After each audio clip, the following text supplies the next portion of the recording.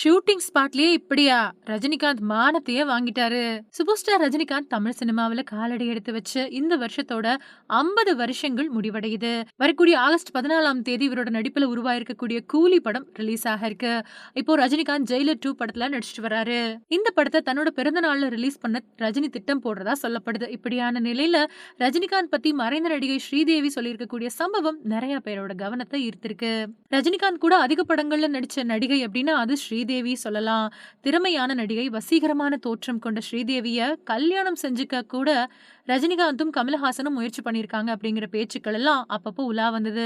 ஸ்ரீதேவி கொஞ்சம் வருஷங்களுக்கு முன்னாடி மறைஞ்சுட்டாங்க அப்படிங்கிறது எல்லாருக்கும் தெரிஞ்சதுதான்.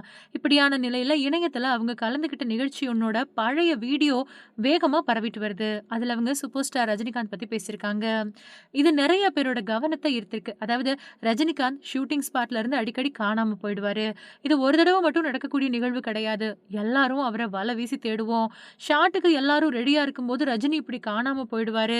இவர காணோம் அப்படின்னு தெரிஞ்சு பல இடங்கள்ல தேடினதுக்கு பின்னாடி இயக்குனர் கே. பாலச்சந்தர் சார் கிட்ட வந்து உதவியாளர்கள் சொல்லுவாங்க. உடனே அவர் கோபத்துல எங்கேயாவது கண்ணாடி இருக்கான்னு பாரு. அவன் அங்கதான் இருப்பான் அப்படின்னு சொல்லுவாரு அப்படின்னு நடிகை ஸ்ரீதேவி அந்த நிகழ்ச்சியில பேசியிருக்காங்க. அவங்களோட இந்த பேச்சு நிறைய பேரோட கவனத்தை ஈர்த்திருக்கு. இது தொடர்பான பழைய வீடியோ இணையத்துல வேகமா பரவிட்டு வருது.